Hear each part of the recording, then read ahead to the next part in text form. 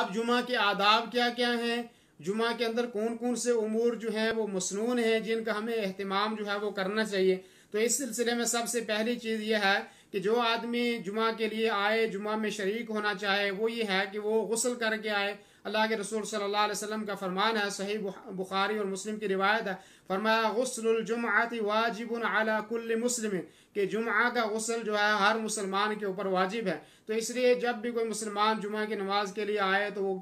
जो है गुस्ल करके आए, वो नहा के आए और सफाई और सुथराई का ख्याल करके आए, मिसवाक करके आए, और इसी तरीके से अपने बगल के बाल हैं उनको साफ करके आए, मूछें पस्त करें, अपने शर्मगाह के इर्द गिर्द जो बाल हैं उन बालों को साफ करें, नाखून किसी के बड़े हैं तो वो उनको काटे, और यानी अच्छे तरीके से आदमी जो है सफाई सुथराई के साथ आए। और ऐसे ही दूसरी चीज़ जो मसनून है जुमा के दिन वो ये है कि आदमी जो है अच्छे कपड़े पहन के आए, खुशबू इस्तेमाल करके आए, क्योंकि अल्लाह के रसूल सल्लल्लाहु अलैहि वसल्लम का फरमान है अला कुल्लि मुस्लिमिन अल गुस्ल यौमल जुमा, कि हर मुसलमान के ऊपर ही है कि वो जुमा के दिन गुस्ल करें, वयलबसु मिन सालिहि सियाबिही, और अपने जो कपड़ों में उसके सबसे अच्छे कपड़े हैं उन कपड़ों को पहने, व इन कान लहु तय्यबुन मस्स मिन, और अगर उसके पास खुशबू है तो उस खुशबू को वो इस्तेमाल कर ले, वो उस खुशबू को लगा ले। मुस्नद अहमद और अबू दाऊद की ये रिवायत है। ऐसे ही ये है कि नमाज और खुतबे के वक्त से पहले आदमी जो है वो मस्जिद में जाए, यानी अव्वल सात में आदमी चला जाए, जितना जल्दी हो सके आदमी तो मस्जिद में जाए, इसलिए कि उसकी भी बहुत फजीलत है, क्योंकि अल्लाह के रसूल सल्लल्लाहु अलैहि वसल्लम ने फरमाया कि मन इग़्तसल यौमल जुमअती गुस्लल जनाबा सुम्मा राह फिस साअतिल ऊला, कि वो आदमी के जिसने गुस्ल जनाबत किया और फिर जो है वो पहली घड़ी में जुमा की अदायगी के लिए निकला। गुस्ल जनाबत ही किया या वैसे भी अगर किसी आदमी ने गुस्ल किया, जैसे कि ऊपर की रिवायत में तज़किरा आ गया है, और पहली घड़ी में जुमा की नमाज पढ़ने के लिए निकला, तो उसको क्या अजर मिलेगा, फरमाएगा फ़कअन्नमा क़र्रबा बदना, उसको एक ऊंट कुर्बान करने का सवाब और अजर मिलेगा कि जब वो पहली घड़ी के अंदर जाएगा। फरमाया वमन राह फिस साअति सानिया, और जो दूसरी घड़ी के अंदर जाएगा फ़कअन्नमा क़र्रबा बक़रा, उसने गोया कि अल्लाह रब्बुल आलमीन की बारगाह में एक गाय को ज़बह किया। वमन राह फिस साअति सालिसा फ़कअन्नमा क़र्रबा कबशन अक़रन, अकराना के जो आदमी तीसरी घड़ी के अंदर जो है वो गया तो उसको एक सींग वाला मेंढा कुर्बान करने के बराबर सवाब दिया जाएगा। वमन राह फिस साअति राबिअति फकअन्नमा क़र्रबा दज्जाजतन, कि जो आदमी चौथी घड़ी में गया तो उसको एक जो है मुर्गी कुर्बान करने के बराबर सवाब मिलेगा। वमन राह फिस साअतिल खामिसा फकअन्नमा क़र्रबा बैज़ा, और जो पांचवी घड़ी में गया तो उसको एक अंडा कुर्बानी करने का सवाब मिलेगा। फ़इज़ा खरजल इमाम हज़रतिल मलाइकतु यस्तमिऊन ज़िक्र, और फिर कि जब इमाम जो है वो मिंबर के ऊपर बैठ जाता है तो अब फरिश्ते जो हैं वो अपने दफ्तरों को बंद कर देते हैं और अल्लाह का जिक्र सुनना शुरू हो जाते हैं। यहाँ एक चीज़ का मैं और इशारा कर दूँ, वो ये है कि बसा औक़ात बाज़ दफ़ा लोग जो हैं वो जुमा के लिए चले जाते हैं, लेकिन मस्जिद के बाहर वहाँ गुफ्तगू करते रहते हैं, वहाँ खड़े रहते हैं, या कोई और किसी चीज़ में मसरूफ़ हो जाते हैं, बातों में लगे होते हैं, और यहाँ तक कि इमाम जो है वो मिंबर के ऊपर बैठ जाता है और अब वो मस्जिद के अंदर दाखिल होते हैं। तो ये गलत बात है। आप कोशिश करें कि इमाम के मिंबर से ऊपर बैठने से पहले पहले दाखिल हो जाएं, ताकि आपका नाम, ताकि आप का आना फरिश्तों के उस रजिस्टर के अंदर शामिल हो जाए और कुछ ना कुछ आपको उसमें सवाब जो है वो ज़रूर मिल जाएगा। तो इसलिए आदमी कोशिश करे कि अगर आदमी चला भी गया है तो बाहर वहाँ पे ना इंतज़ार करे, इधर उधर ना घूमे, ताकि आदमी इमाम जब तक मिंबर के ऊपर बैठता उससे पहले आदमी जो है वो मस्जिद के अंदर चला जाए। तो ऐसे ही चौथी चीज़ ये है कि मस्जिद में दाखिल होने के बाद जितना आदमी, अगर मिसाल के तौर पे आदमी, अक्सर व बेशतर ये लोग सवाल ये करते रहते हैं कि जब आदमी ऐसे वक्त के अंदर मस्जिद में दाखिल हो गया है कि अभी जो है वो इमाम मिंबर के ऊपर नहीं बैठा है, तो उससे पहले आदमी कितनी रकात पढ़ सकता है। तो उससे पहले आदमी जितनी रकात पढ़ना चाहे वो पढ़ सकता है। दो दो रकात करके वो जितना पढ़ना चाहे, 4 पढ़ना चाहे, 6 पढ़ना चाहे, जितनी रकात भी वो पढ़ना चाहे पढ़ सकता है। लेकिन जब इमाम जो है वो मिंबर के ऊपर बैठ गया है तो ऐसी सूरत में अब और कोई आपको नमाज नहीं पढ़नी है। लेकिन अगर आप बैठे हुए थे, इमाम मिंबर के ऊपर बैठ गया है तो अब आपको खड़े होकर दोबारा अलग से कोई और नफल नमाज पढ़ने की जरूरत नहीं। बाज़ दफ़ा लोग पहला के पहले उन्होंने नमाज पढ़ी हुई होती है, सुन्नत जो है पढ़ते हैं, लेकिन फिर भी जब इमाम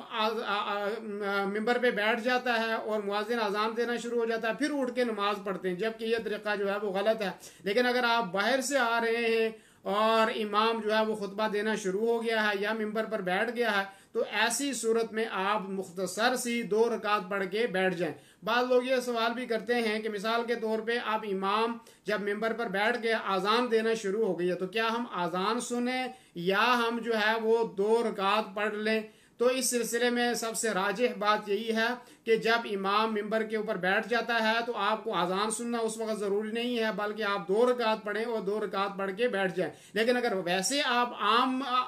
जो है नमाजों में आप मस्जिद में गए और उस वक्त जो है अजान हो रही थी तो आप इंतज़ार करें यहाँ तक कि अजान का जवाब दें, अजान ख़त्म हो जाए, तो अजान ख़त्म हो जाने के बाद फिर आप सुन्नतें पढ़ें। तो अल्लाह के रसूल सल्लल्लाहु अलैहि वसल्लम की हदीस है, फरमाया अल्लाह के रसूल ने कि ला यग़तसिलु रजुलुन यौमल जुमअति व यततहहरु बिमस्तताअ मिन तुहरिन, कि कोई भी आदमी जो जुमा के दिन गुस्ल करता है और पाकी हासिल करता है जितनी उसको ताकत है, और खुशबू और वयद्दहिनु मिन दुहनिही, और उसके पास अगर तेल है तो उस तेल को वो लगाता है, औ यमस्सु मिन तीबि बैतिही, या उसके घर में खुशबू है तो वो उसको लगा लेता है, सुम्मा यरूहु इलल मस्जिद वला युफर्रिक़ बैन इस्नैन, और फिर वो आदमी मस्जिद की तरफ जाता है और 2 आदमियों के दरमियान तफरीक नहीं करता है। ये भी एक बहुत बड़ी बीमारी है हमारे दरमियान और एक बहुत बड़ी गलत चीज़ है कि हम में से जो आदमी देर से आता है तो वो कोशिश करता है कि लोगों के ऊपर से गुजर कर पहली सफ में जाने की कोशिश करे। ऐसा अमल करना ऐसा अमल करना गलत है। आप जहाँ पे आ गए हैं, जिस वक्त आप आए, जहाँ आपको जगह मिले वहाँ पे बैठ जाएं, अगली सफ़ों में आप जाने की कोशिश ना करें। तो अल्लाह के रसूल ने फरमाया कि जो आदमी जुमा के दिन गुस्ल किया और जितनी उसको ताकत थी पाकी हासिल की और तेल लगाया सर में और खुशबू लगाई, फिर वो मस्जिद की तरफ गया और 2 आदमियों के दरमियान उसने तफरीक नहीं की, सुम्मा युसल्ली मा कुतिबा लहू, फिर जितना उसको ताकत थी, जितना उसको उससे हो सकता था उसने वो नमाज पढ़ी।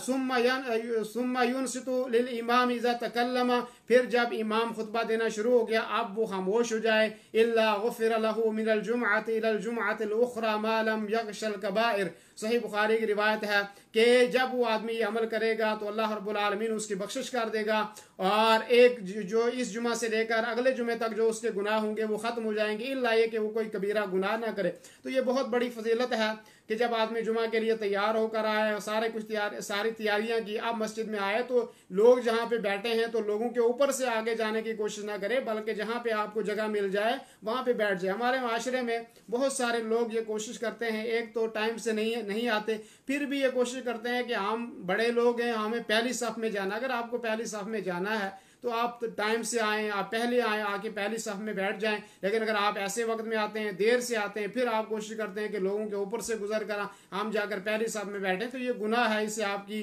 जो है इबादत के अंदर फ़र्क आएगा।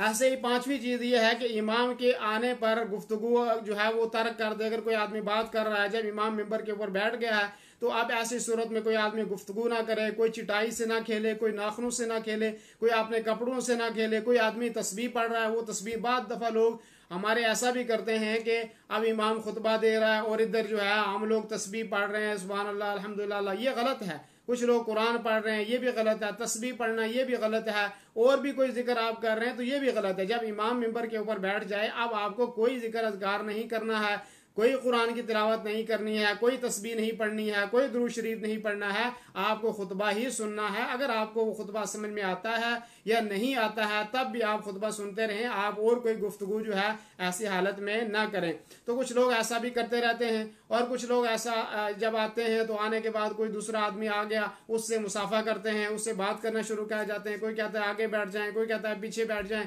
कोई कहता है जी उधर जाएं, कोई कहता है इधर जाइए। तो सारे लाओ काम है, ऐसे आदमी का जुमा नहीं होता, क्योंकि अल्लाह के रसूल की हदीस है, मुस्लिम शरीफ की रिवायत है, फरमाया इज़ा क़ुल्ता लिसाहिबिका यौमल जुमअति वल इमाम यख़्तुब अनसित फ़क़द लगौता, कि अगर आप जुमा के दिन आपने अपने किसी साथी को ये कहा और इमाम खुतबा दे रहा था और आपने उस वक्त आपने किसी साथी को कहा कि आप खामोश हो जाए, तो फरमाया आपका जुमा भी लग़व हो गया, आपका अमल भी ख़त्म हो गया। तो इसलिए ऐसा नहीं करना चाहिए, आप किसी से बात ना करें जब खुतबा शुरू हो जाए। ऐसे ही अल्लाह के रसूल सल्लल्लाहु अलैहि वसल्लम ने फरमाया, मन मस्सल हसा फक़द लगा व मन लगा फला जुम्अ लह, कि जिस आदमी ने, क्योंकि पहले ज़माने में मस्जिदें अल्लाह के रसूल में कच्ची हुआ करती थी और कंक्रीट जो है वो बिछाया हुआ होता था, लोग उसके ऊपर नमाज पढ़ते थे, तो अल्लाह के रसूल ने फरमाया जो कंकरियों से खेलेगा उसका जुमा भी नहीं, और फरमाया वमन लगा फला जुमा, और जिसने कंकरियों से खेला तो गोया उसका जुमा नहीं है। तो ऐसी सूरत में आज अगर चटाइयों से कोई खेलता है या अपने कपड़े से खेलता है या बाद लोग जो है मोबाइल से खेलते हैं या कोई और चीज़ से खेलते हैं तो उनका जुमा भी नहीं होगा। ये एक लग़्व अमल है, इससे परहेज करना चाहिए। ऐसे ही छठी चीज़ ये है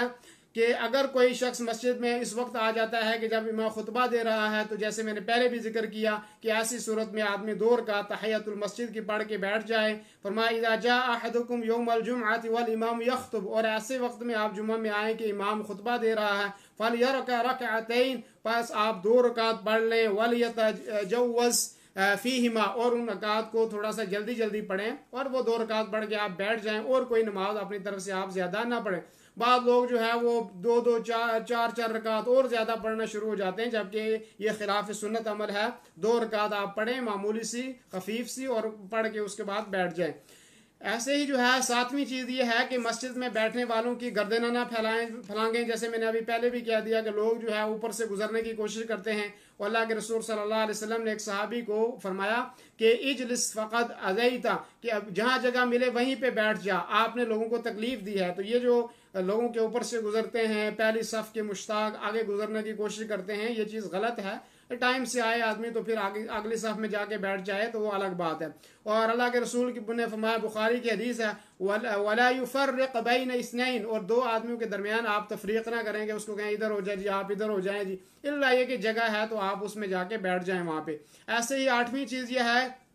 कि जुमा की आज़ान के बाद खरीद तो फरोख्त मना है, और इसका मैंने पहले भी इशारा कर दिया कि अल्लाह रब्बुल आलमीन ने कुरान में फरमाया कि जब जुमा की आज़ान हो जाए तो अल्लाह के जिक्र की तरफ दौड़ के चलो, वज़रू अल-बै', और तिजारत को आप छोड़ दो। 9वीं चीज़ यह है कि जुमा की रात को आपको सूरह काफ की तिलावत करनी चाहिए, क्योंकि अल्लाह के ऐसे ही कोई आदमी जुमा के दिन में सूरह काफ जो है वो पढ़ना अल्लाह के रसूल सल्लल्लाहु अलैहि वसल्लम से साबित है कि अल्लाह के रसूल सल्लल्लाहु अलैहि वसल्लम ने फरमाया कि मन क़रअ सूरतल कहफ़ फ़ी यौमिल जुमअति अज़ाअ लहू मिनन नूरि मा बैनल जुमअतैन, कि अगर आपने सूरह काफ जो है जुमा के दिन पढ़ी है तो अगले जुमा तक आपके लिए अल्लाह ताला जो है वो नूर रोशन करेगा। तो अब इसका वक्त क्या है, कब सूरह काफ पढ़नी चाहिए? मिसाल के तौर पे जुमे रात के दिन जब सूरज गुरूब हो जाए, उसके बाद से लेकर आप जुमा के दिन आप सूरज के गुरूब होने से पहले पहले किसी वक्त में भी आप सूरह काफ पढ़ सकते हैं। इसकी बहुत बड़ी फजीलत है कि अगले जुमे तक आपके लिए अल्लाह ताला जो है वो नूर रोशन करेगा। ऐसे ही 10वीं चीज़ ये है